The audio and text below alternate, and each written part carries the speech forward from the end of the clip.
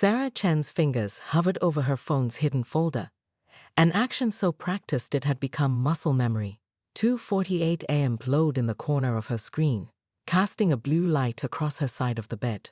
Beside her, Marcus Wright slept soundly, his gentle snores a familiar soundtrack to her late-night ritual. The folder, innocuously labeled System Backups_81, contained her digital shrine. 395 screenshots of wedding venues, rings, and flower arrangements, meticulously organized into subfolders. As Seattle's rain tapped against their bedroom window, Sarah opened her favorite image, an emerald-cut diamond set in platinum, elegant and understated. She'd first saved it 3 years ago, back when she still believed Marcus's someday meant the same thing as her soon.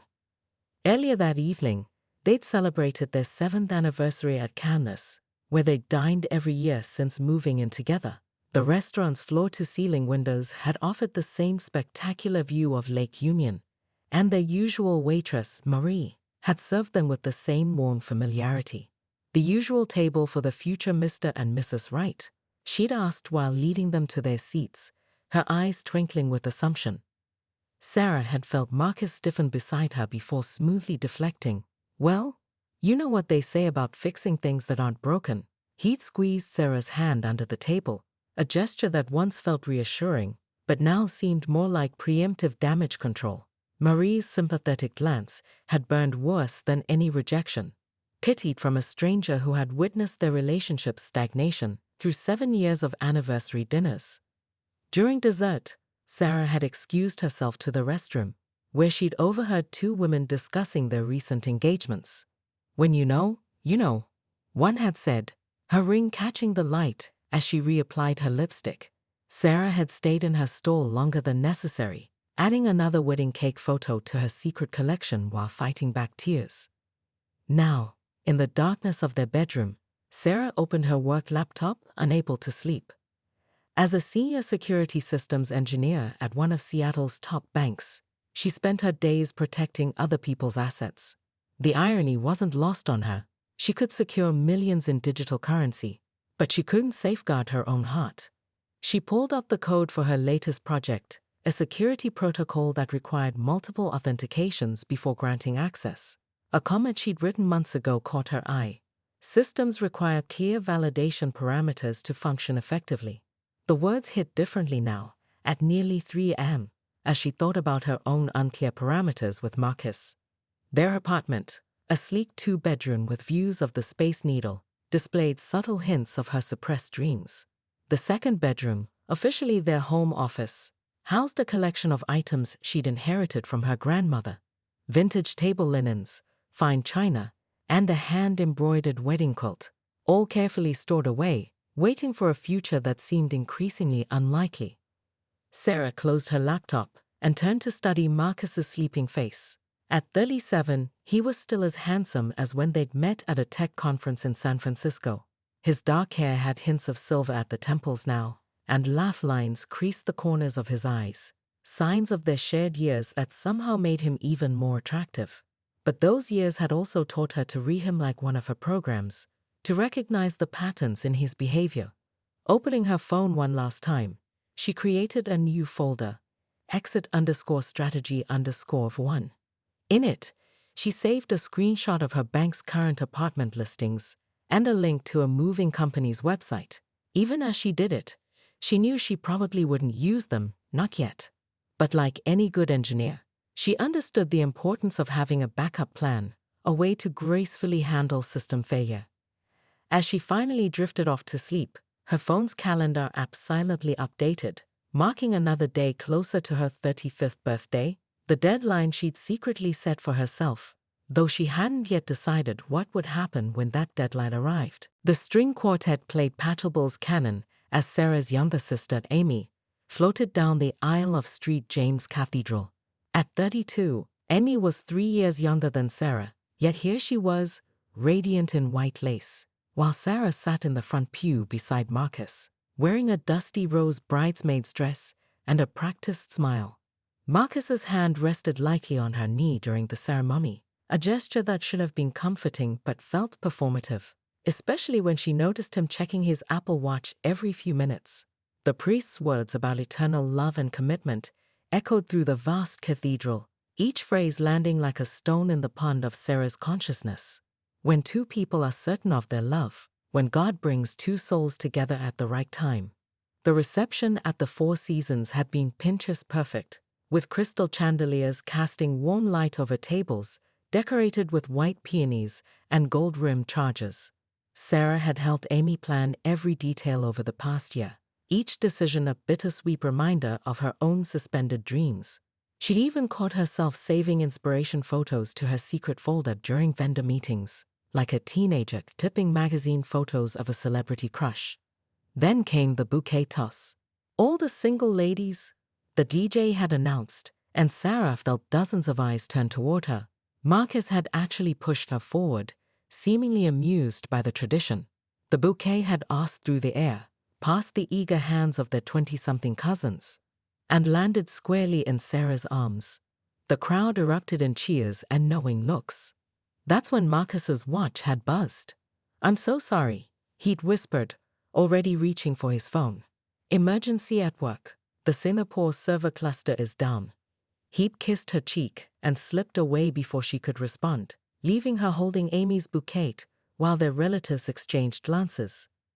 Later that night, in their empty apartment, Sarah had opened her laptop to lose herself in code, her usual coping mechanism.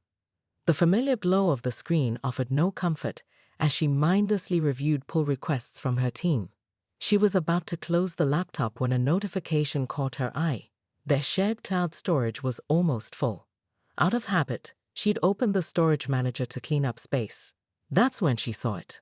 Marcus's laptop had auto-synced while on their home Wi-Fi. Among his open Chrome tabs, preserved in the browser history, was a Facebook Messenger conversation with Lily Harrison, his college girlfriend from Stanford. Sarah's fingers trembled as she clicked through. The timestamp matched his work emergency perfectly. "Lily, so you escaped the bouquet toss drama?" Marcus: "Had to." Everyone staring, waiting for some grand gesture, as if marriage isn't just society's prison dressed up in white tulle. Lily: "Still can't believe you've dodged it this long. Sarah must be a saint." Marcus: "She understands me. Marriage is just paperwork.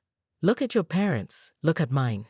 Why ruin a good thing with expectations and legal bindings?" Lily: "But 7 years, M. Does she really understand, or is she just hoping you'll change?" The conversation continued, but Sarah couldn't read more through her tears. She opened her IDE, Integrated Development Environment, and began coding, not for work, but for herself. Her fingers moved automatically, creating variables and functions. Python, class relationship, def__init_self. Self-years _invested equals 7. Self-promises _made equals float_inf. Self-promises _kept equals 0. Self-time _remaining equals self-calculate _deadline. Def-calculate _deadline self. Age equals 34. Deadline equals 35. Days _left equals deadline age. Asterisk 365. Return days _left. Def-evaluate _worth self. Return self-promises _kept/self-years _invested. The code flowed until sunrise, tears occasionally dropping onto her keyboard. By morning, she had created a program that calculated exactly how many days she had left before her 35th birthday. The number glowed on her screen. 247 days. Next to her, the bouquet she'd caught lay forgotten, its white roses already beginning to brown at the edges. A too-perfect metaphor for dreams left too long unexpressed. The Seattle Symphony Hall glittered with purpose on the night of the Tech for Change Gala. Sarah stood near the entrance, her red Valentino dress a statement of confidence she didn't quite feel, greeting donors who'd come to celebrate the launch of Safe Space, an app she'd helped develop for domestic abuse survivors. The irony wasn't lost on her that she'd spent 6 months coding an escape route for others while feeling trapped in her own relationship. Sarah Chen, her reporter from TechCrunch, approached with a recorder. Can you tell us what inspired the Safe Space app's unique features? Sarah smiled professionally, slipping into her public persona. Every security system has a weakness, she explained, watching Marcus network across the room. Sometimes it's not the obvious threats you need to guard against, but the slow erosion of boundaries, the subtle compromises that become patterns. The reporter nodded eagerly, unaware that Sarah was no longer talking about the app. The main presentation began at 8. Sarah sat in the front row, required to be visible as one of the project leads. Marcus had chosen a seat several rows back, claiming he needed to answer emails. The first speaker was Dr. Amanda Torres, a survivor who'd become an advocate. Abuse isn't always violent, Dr. Torres said, her voice steady. Sometimes it's the absence of action, the withheld commitment, the endless maybes that keep you suspended in hope. Sarah's hands began to shake in her lap. You wake up one day and realize you've built your life around someone else's timeline, someone else's terms. In the elegant bathroom afterward, Sarah gripped the marble countertop, her knuckles white against the stone. Tears threatened to ruin her carefully applied makeup. Through the mirror, she watched a woman in a black gown enter. Here, the stranger offered a tissue. The mascara's supposed to be waterproof, but they all lie about that. Sarah accepted with a watery laugh. I'm fine. Just professional stress. Honey, the woman leaned against the stall door. I've been there. Sometimes it's not about what they're doing wrong, but what they're not doing at all. She adjusted her diamond ring, catching Sarah's reflection watching the movement. The hardest prisons are the ones we build ourselves, waiting for someone else to set us free. The words hit Sarah like a system breach alert, clear, urgent, demanding action. She found Marcus in the crowd, champagne in hand, laughing with a venture capitalist about marriage being an outdated social construct. 7 years of patterns crystallized in that moment. The deflections, the convenient work emergencies, the late-night philosophical discussions that always circled back to why change what works. Sarah walked up to them, her code architect's precision taking over. Marcus, we need to talk. Now. In the symphony hall's quiet courtyard, koi fish swam lazy circles in a pond lit by paper lanterns. Sarah's heels clicked against the stone path as she paced. 7 years, she began, her voice surprisingly calm. 2,555 days of maybe someday. I've written algorithms less complex than the excuses you've given for not committing. Marcus started to speak, but she held up her hand. In programming, we have this concept called technical debt, where choosing convenient shortcuts eventually creates a system so burdened with workarounds that it collapses.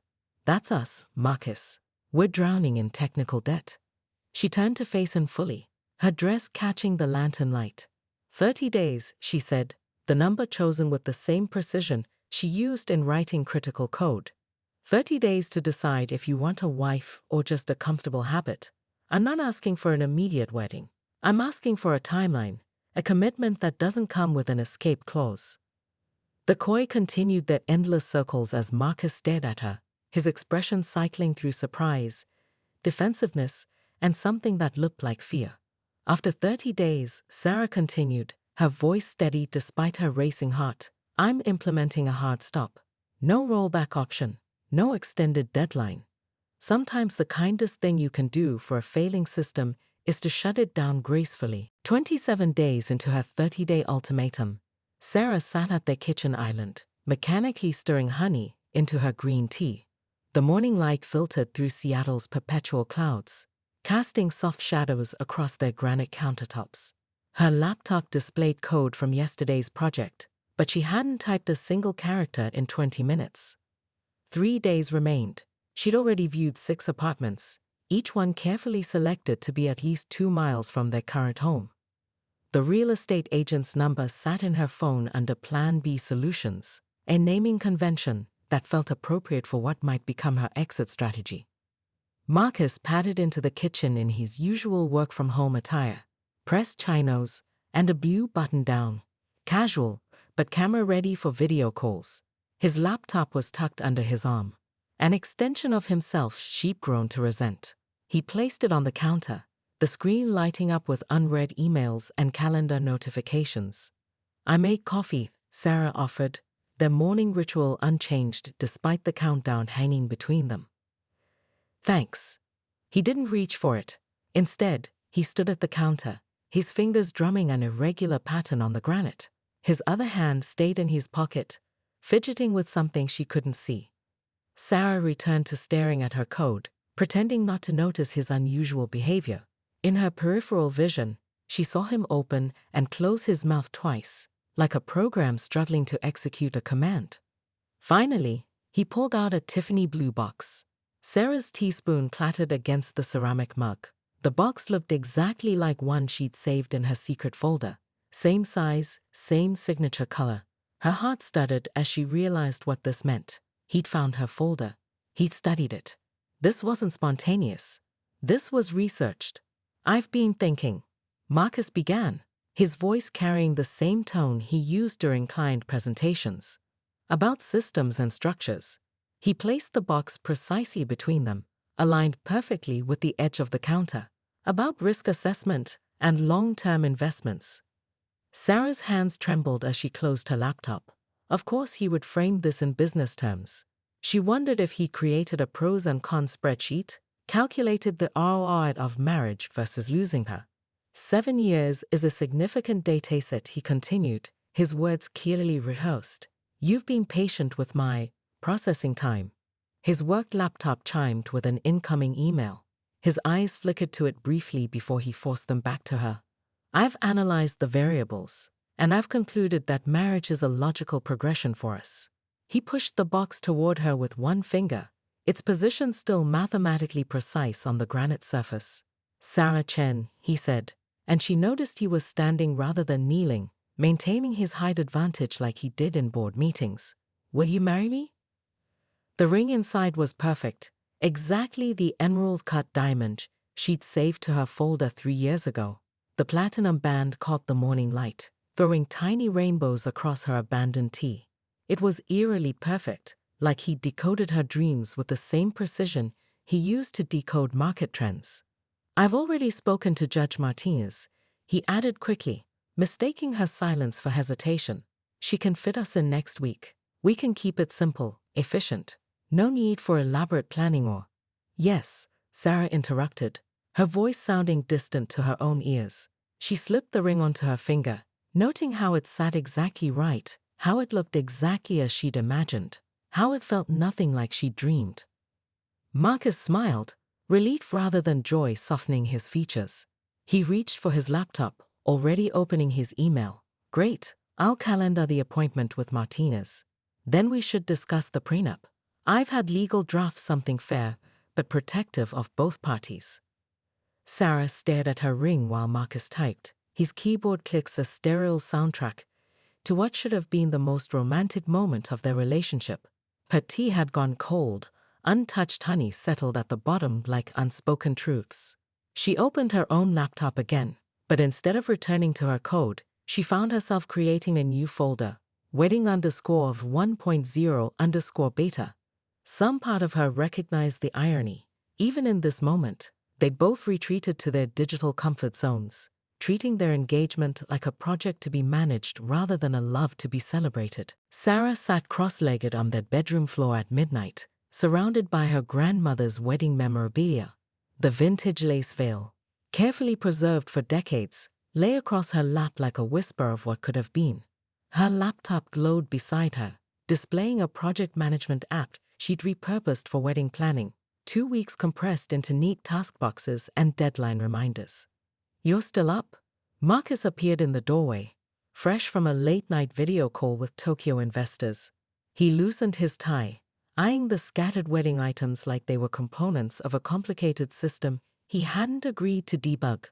"Just trying to figure out how to compress what should take months into days," Sarah replied, running her fingers along the veil's delicate edge. "My grandmother hand-beaded this, spent 6 months on it."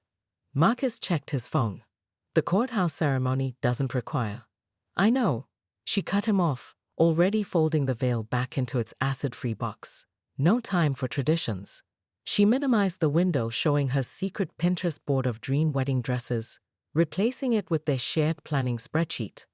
The next morning, Sarah reviewed their 2-week timeline during her morning stand-up meeting, muscle memory from years of sprint planning taking over. Day 1. Schedule courthouse appointment. Day 2. Rush order rings from Tiffany. Day 3. Secure witnesses. Her best friend Lisa, his college roommate John. Day 4. Legal documentation prep. Day 5. In progress. Outfit selection. Days 6 to 14. Remaining action items.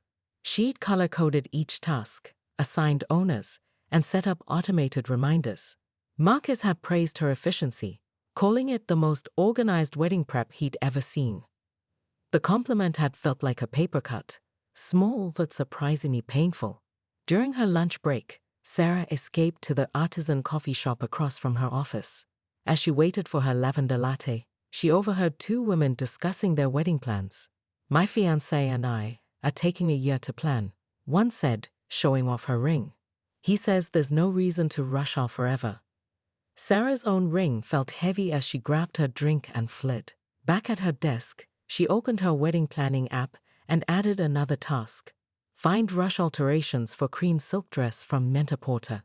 The dress had been an impulse buy at 2 a.m., ordered in 3 sizes because there was no time for proper fittings. That evening, during their weekly video call with Marcus's mother, Sarah watched her future mother-in-law's carefully maintained expression as they outlined their expedited plans. "Well," Mrs. Wright said, adjusting her Hermes scarf, "I suppose some couples prefer efficient ceremonies, though I always imagined Marcus would have a proper wedding. The Wrights have traditionally married at street marks." "Mom," Marcus warned, already reaching for his laptop. "We discussed this. Traditional weddings are outdated constructs that—" "I have a board meeting," Mrs. Wright interrupted. "We'll talk soon." "Sarah, dear, do try to find time for a decent photographer. Even small events should be documented properly." After the call, Sarah retreated to their home office, where her grandmother's china remained carefully boxed. She opened her laptop and created a new function in her personal project. Sarah stared at the number until her vision blurred. Outside their apartment, Seattle's endless rain tapped against the windows, a steady rhythm that sounded like time slipping away. Her phone buzzed with a calendar notification. Day 5 tasks due. Confirm courthouse paperwork requirements. She checked the box, watching another piece of her long-held dreams fade into the efficient reality of their streamlined forever. The Seattle Municipal Court's fluorescent lights cast an unflattering glow across the cream silk of Sarah's Net-a-Porter dress, the tags carefully removed just an hour ago. She stood in the third-floor women's restroom, attempting to capture a decent getting-ready photo for her mother, who'd been devastated by their decision to marry without family present. "The lighting in here is terrible," Lisa, her best friend and witness, muttered while adjusting Sarah's hair. "I can't believe you're getting married in a courthouse bathroom." Sarah met her own eyes in the spotted mirror. "It's practical," she echoed Marcus's words, not believing them any more now than when he'd first said them. Her phone buzzed. A text from Marcus. "Meeting running late. Will arrive by 2:45. Ceremony still on schedule for 3 o'clock. Lisa read the message over her shoulder and squeezed Sarah's hand. "You know we could still—" "Don't," Sarah interrupted. "Tease." At 2:43 p.m., Sarah stood in Judge Martinez's chambers, watching Marcus adjust his Apple Watch settings to Do Not Disturb. He'd arrived with his laptop bag, explaining he had deliverables due by end of day. The judge's chambers smelled of leather-bound law books and coffee, with a view of the parking garage where Sarah had left her car, trunk still full of returned wedding decorations she'd impulsively bought last week. "We're just waiting for—" Judge Martinez began. "Here." Marcus's mother's voice crackled through his iPhone speaker. He propped the phone against a law book, adjusting the angle twice. Mrs. Wright's designer kitchen formed the backdrop of their FaceTime call, a housekeeper visible in the background organizing flowers that cost more than Sarah's rushed wedding outfit. "The connection's a bit unstable," Mrs. Wright frowned, her image pixelating. "Sarah, dear, the dress is modern." The pause spoke volumes. The ceremony began with the efficiency of a well-executed program loop. Judge Martinez read the standard script, her voice warm but routine. She had 3 more ceremonies scheduled that afternoon. Sarah noticed Marcus mouthing along with certain legal phrases, probably from his preparation research. "The rings," the judge prompted. Marcus produced them from his breast pocket, still in their Tiffany pouches. As he slipped the band onto Sarah's finger, his watch vibrated. She saw his eyes flit toward it automatically, a Pavlovian response to 7 years of prioritizing notifications over moments. Marcus Wright," he repeated after the judge, his voice carrying the same tone he used in quarterly presentations. "Take you, Sarah Chen, to be my lawfully wedded wife." Through the iPhone speaker, Mrs. Wright sneezed. "Oh, excuse me. Margot, could you bring my antihistamine?" The housekeeper crossed behind her with a glass of water. When it was Sarah's turn, she heard her voice as if from a distance, running through the declaration like acceptance testing on a new feature. "I, Sarah Chen, take you, Marcus Wright." The words felt like variable declarations, storing values she wasn't sure she wanted to keep. "By the power vested in me," Judge Martinez continued, her cursor hovering over their digital marriage license on her computer screen, "I now pronounce you." A notification popped up on Marcus's phone. "Urgent. Singapore server status critical. Husband and wife." Sarah watched Marcus's fingers twitch, fighting the instinct to check the notification. Mrs. Wright's connection froze for a moment, her face stuck in a polite but distant smile. When it recovered, she was already standing. "Lovely ceremony, dears. Marcus, call me later about the Thompson account. I have another meeting." The FaceTime window closed with a cheerful bubble sound. Judge Martinez's clerk appeared with their paperwork, efficient and practiced. "Sign here, here, and initial here," she pointed, like a UX designer highlighting required fields. "Congratulations. Room needed by 3:30 for next ceremony." Sarah stared at her new signature, Sarah Chen Wright, the hyphen a bridge she wasn't sure would hold. Marcus had already reopened his laptop, responding to the Singapore crisis while their marriage certificate's digital copy uploaded to the county database. "Ready?" he asked, closing his laptop. "I made dinner reservations for 6. Thought we could work from the restaurant if the server issue runs long." The fluorescent lights hummed overhead, a monotonous soundtrack to the most anticlimactic moment of Sarah's life. The Space Needle's rotating restaurant made one full revolution every 47 minutes.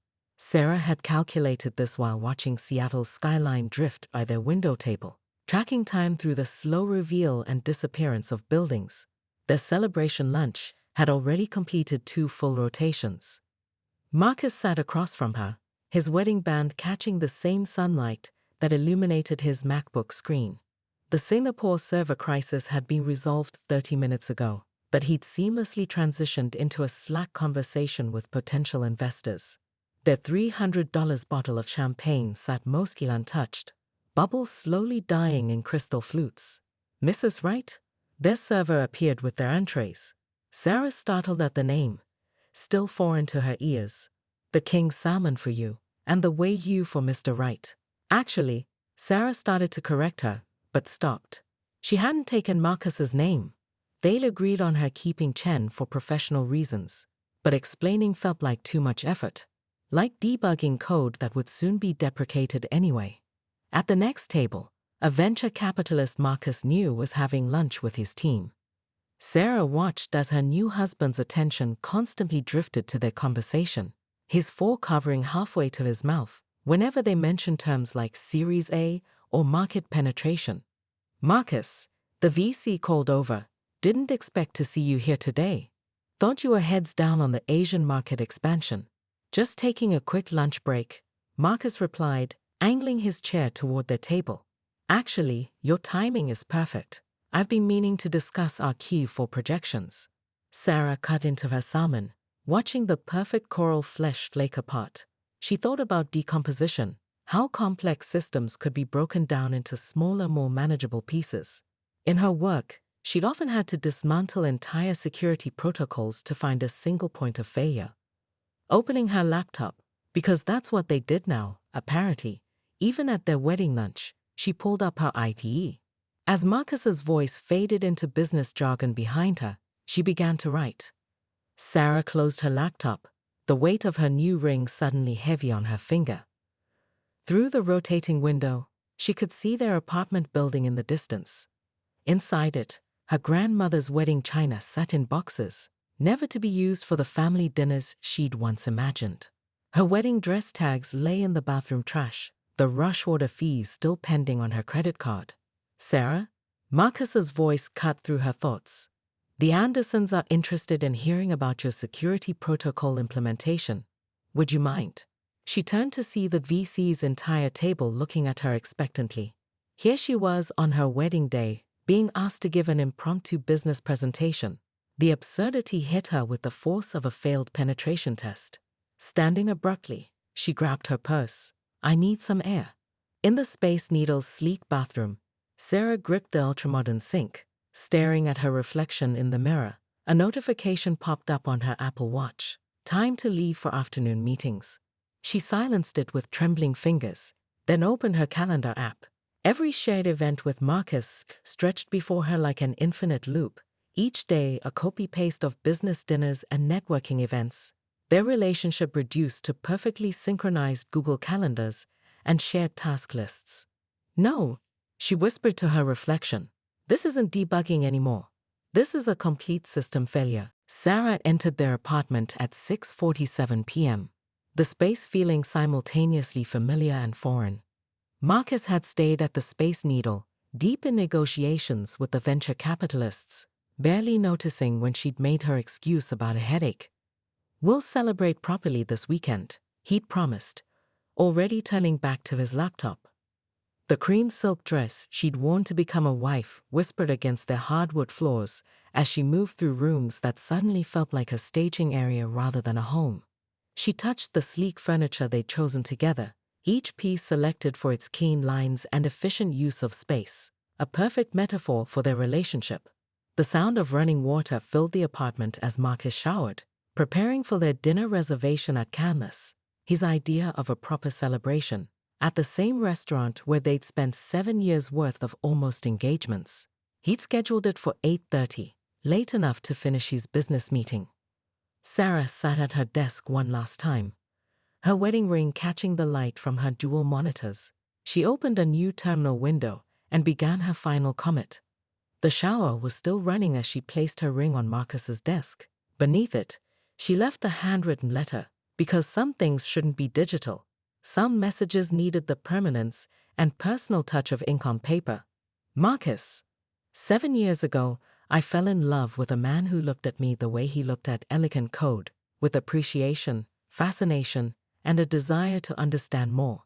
Somewhere along the way, I became just another system to optimize, another process to streamline. I've spent years debugging our relationship, trying to find the error in our logic that kept us from executing the future I dreamed of. Today, watching you turn our wedding lunch into a business meeting, I finally understood. There was no bug in the code. This was the intended functionality all along. I'm not leaving because you married me out of obligation. I'm leaving because I let myself believe that an obligatory marriage was better than no marriage at all. You didn't fail me today by being exactly who you've always been. I failed myself by hoping you would suddenly run a different program. Don't try to fix this. Some systems aren't meant to be patched. They need to be shut down so something new can take their place. Sarah Chen, just Sarah Chen. She placed her copy of their apartment key next to the letter, its metallic gleam a final period to their story. Their smart home system dimmed the lights automatically as she rolled her suitcase toward the door, detecting her movement like it had thousands of times before. At the elevator, Sarah pulled out her phone and opened her task management app one last time. Every shared project, every joint reminder, every since calendar event. She archived them all with a single command: clear all data. The elevator doors closed with a soft chime as somewhere above, Marcus's shower shut off. By the time he found her letter, she would be checking into the hotel room she'd booked under her maiden name, ready to begin rewriting her life's code from scratch. Her final commit message to herself was simple: version 2.0. Optimize for happiness instead of compatibility.